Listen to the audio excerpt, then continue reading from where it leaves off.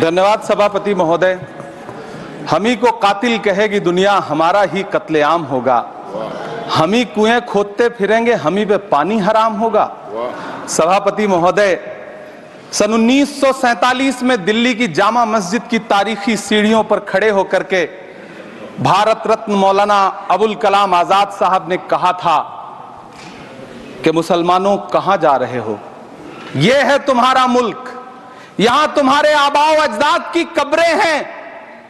उस वक्त मौलाना आजाद की ये सदाएं सुन करके लोगों ने अपने सरों की गठरियां उतार करके रख दी थी।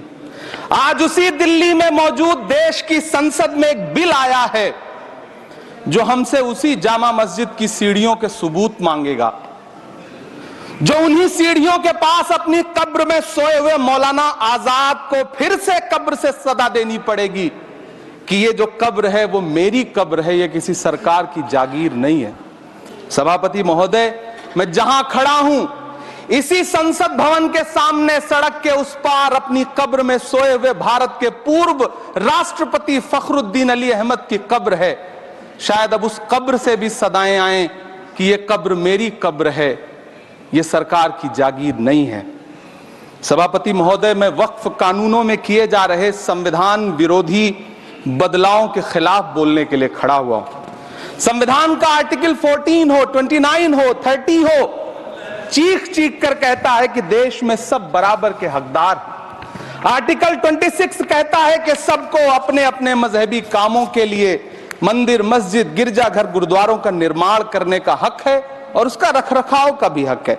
लेकिन डॉक्टर बाबा साहब अंबेडकर के संविधान को हर दिन कुचलने वाली ये सरकार देश के मुसलमानों से नफरत में इतनी अंधी हो गई है कि खुलेआम देश की संसद में देश सरकार के माइनॉरिटी मिनिस्टर साहब और होम मिनिस्टर साहब झूठ बोलते हैं और देश को गुमराह करते हैं। झूठ शब्द असत्य बोलते हैं। सरकार ने इस बिल का नाम उम्मीद रखा है। मंत्री जी कल से इसे देश के मुसलमानों के लिए नई उम्मीद बता रहे हैं। नहीं मंत्री जी, न तो ये बिल मुसलमानों के लिए नई उम्मीद है और न ही उम्मीद की नई किरण। सभापति महोदय, भाजपा ने पूरे देश में वक्फ के नाम पर कई सारे झूठ फैलाए हैं। आइए आज उनकी सच्चाई पर बात करते हैं। वक्फ ट्रिब्यूनल को ऐसे बताया जाता है जैसे वक्फ ट्रिब्यूनल कोई मजहबी खाप पंचायत हो। सभापति महोदय, जबकि सच्चाई यह है कि वक्फ ट्रिब्यूनल भी तो सरकारी न्यायिक विभाग है जिसमें सरकार द्वारा नियुक्त जज होते हैं, जिसमें प्रशासनिक अधिकारी होते हैं, कहीं ऊपर से थोड़ी आ गए। सभापति महोदय, देश के गृह मंत्री जी ने इसी सदन में कहा कि वक्फ ट्रिब्यूनल के फैसले के खिलाफ कोई कोर्ट नहीं जा सकता, जबकि सच यह है कि वक्फ एक्ट 1995 की धारा 83(9) के तहत हाई कोर्ट वक्फ ट्रिब्यूनल के फैसले की न सिर्फ समीक्षा कर सकता है बल्कि उसे बदल भी सकता है। सच तो यह है कि वक्फ बोर्ड खुद अपनी जमीनों के लिए कई सारी कोर्ट में मुकदमे लड़ रहा है। सभापति महोदय, दिल्ली की जिन 123 संपत्तियों को लेकर कल माइनॉरिटी मिनिस्टर, होम मिनिस्टर साहब और अभी आदरणीय नेता सदन बात कर रहे थे, आइए उनकी सच्चाइयों पे भी बात करते हैं।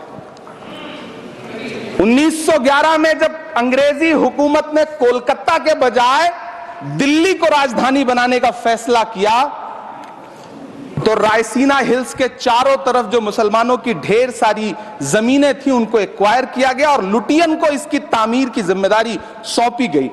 सेंट्रल विस्टा की तरह लुटियन जोन का मेगा प्लान तैयार हुआ, लेकिन उस वक्त के मुसलमानों ने उस वक्त की अंग्रेजी हुकूमत से अपनी इबादत गाहों को बचाने के लिए लड़ाई लड़ी। मामला ब्रिटिश गवर्नमेंट तक पहुंचा। तब यह तय हुआ कि वो जो धार्मिक स्थल हैं उन्हें जस का तस रहने दिया जाएगा।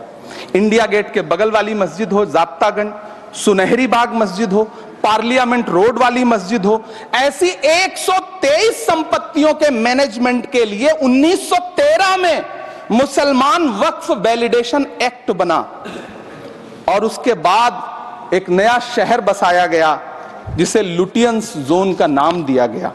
फिर 1943-45 के बीच एक और समझौता हुआ आजादी से पहले। उसके तहत काफी सारी वक्फ जायदादों को सुन्नी मजलिस औकाफ बनाकर उसके अंडर किया गया ताकि उसकी देखरेख की जा सके। गृह मंत्री जी 2 दिन से सदन में जो बात कह रहे हैं वो दरअसल 123 संपत्तियां उसी सुन्नी मजलिस औकाफ के तहत आती है। सभापति महोदय, आजाद भारत आजाद हुआ। आजादी के बाद भारत में 1954 में वक्फ एक्ट लागू हुआ, जिसकी धारा 9 के तहत 1964 में केंद्रीय वक्फ काउंसिल का गठन हुआ। दिल्ली की वही 123 प्रॉपर्टीज को 1970 में सर्वे गजट करके गजट नोटिफाई किया गया। इसके निपटारे के लिए पूर्व प्रधानमंत्री इंदिरा जी के द्वारा 1974 में एक बर्नी कमेटी बनाई गई। बर्नी कमेटी ने 1976 में इन 123 संपत्तियों को दिल्ली वक्फ बोर्ड की संपत्ति होने की रिपोर्ट सौंपी। उस रिपोर्ट के आधार पर 1984 में कांग्रेस सरकार ने उन 123 प्रॉपर्टीज को दिल्ली वक्फ बोर्ड को सौंपने का फैसला किया, जिसके खिलाफ विश्व हिंदू परिषद कोर्ट गई। मामला 2011 तक पेंडिंग रहा। फिर 2011 में कोर्ट ने सरकार को आदेशित किया कि इसका निपटारा करो। तब 2013 में तत्कालीन यूपीए सरकार ने दिल्ली की उन्हीं 123 जायदादों को बर्नी कमेटी की सिफारिशों के मुताबिक वक्फ बोर्ड के हवाले किया। यही वो प्रॉपर्टीज हैं जिनके नाम से गृह मंत्री जी कल से कांग्रेस को कोस रहे हैं। फिर आई 2014 में भाजपा की सरकार, जो तब से इन जमीनों को हड़पने की साजिश कर रही है। जिस बिल को मुसलमानों के हुकूक की हिफाजत करने वाला बिल बताया जा रहा है, उसी को पेश करने के लिए और उस पर बात करने के लिए लोकसभा में भाजपा सरकार के पास एक भी मुस्लिम सांसद नहीं है। जिस वक्त, मैं लोकसभा कह रहा हूं, सुना करिए, जिस वक्फ बिल को मुस्लिम महिलाओं को हक दिलाने वाला बताया जा रहा है, उसे संसद में पेश करने वाली पार्टी के पास न तो राज्यसभा में, न लोकसभा में, न देश की किसी विधानसभा में एक भी मुस्लिम महिला सदस्य नहीं। कल किरण रिजिजू जी कह रहे थे कि रेलवे की जमीनें देश की जमीनें हैं, डिफेंस की जमीनें देश की जमीनें हैं। हां मंत्री जी, हैं, बिल्कुल हैं। ये जो वक्फ की जमीनें हैं, ये हमारे पुरखों ने धार्मिक कामों के लिए डोनेट किया है, तो हम भी तो इसी देश के नागरिक हैं, हम भी तो इसी देश के बेटे हैं, तो वक्फ की जमीनें भी तो इसी देश की जमीनें हैं। उनको पराया क्यों बोलते हैं आप? सभापति महोदय, अशफाकुल्लाह खान जब फैजाबाद की जेल में फांसी के फंदे पर झूल रहे थे, तो इसी देश की जमीन के लिए झूल रहे थे ना। सभापति महोदय, अंडमान की जेल में काला पानी की सजा काटकर अपनी जान देने वाले मौलाना फजले हक खैराबादी हो या शेर खान अफरीदी हो, वो भी तो इसी जमीन के लिए अपनी जान दे रहे थे ना।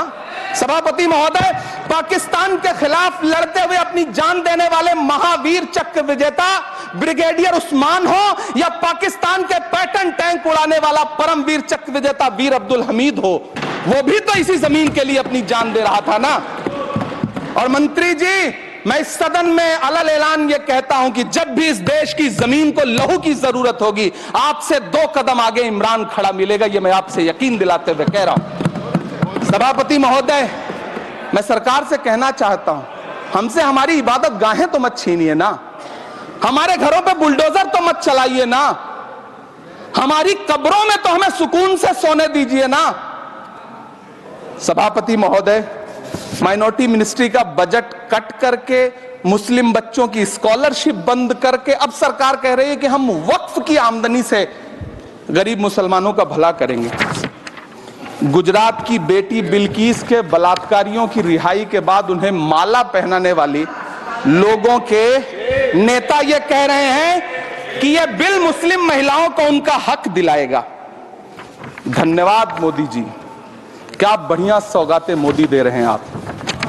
पहले हमें गुजराते मोदी दिया, आप सौगाते मोदी दे रहे हैं। लेकिन यह सरकार इतना याद रखे कि इसी ठसक के साथ देश की संसद में सीए का कानून भी लाया गया था और कहा गया था बड़े बड़े भाषण देकर के कि पड़ोसी देशों से हिंदू भाइयों को ला करके यहां नागरिकता दी जाएगी। लेकिन मैं आपके संज्ञान में लाता हूं सर कि पिछले इतने दिनों में इनसे नागरिकता लेने के लिए 2000 व्यक्ति भी नहीं आए, जबकि इसके उलट इन्हीं की सरकार में पिछले 10 साल में 15 लाख से ज्यादा भारतीयों ने भारत की नागरिकता छोड़ करके दूसरे देश में जाकर के बस गए। यह हुआ उस कानून का अंजाम। सभापति महोदय, इसी तरह की जिद के साथ किसानों के खिलाफ भी कानून लाए गए थे। जिस तरह आज वक्फ के फायदे गिनाए जा रहे हैं, उसी तरह से किसानों को भी कृषि कानूनों के फायदे गिनाए गए थे। लेकिन अंजाम क्या हुआ? 700 किसानों की शहादत लेने के बाद सरकार को अन्नदाता किसानों के सामने घुटने टेकने पड़े और कृषि कानून वापस लेने पड़े। जिल्ले इलाही, जमहूरियत जो है वो नफरत और ठसक से नहीं चलती है, अकड़ से नहीं चलती है, उसमें सबकी हिस्सेदारी जरूरी है।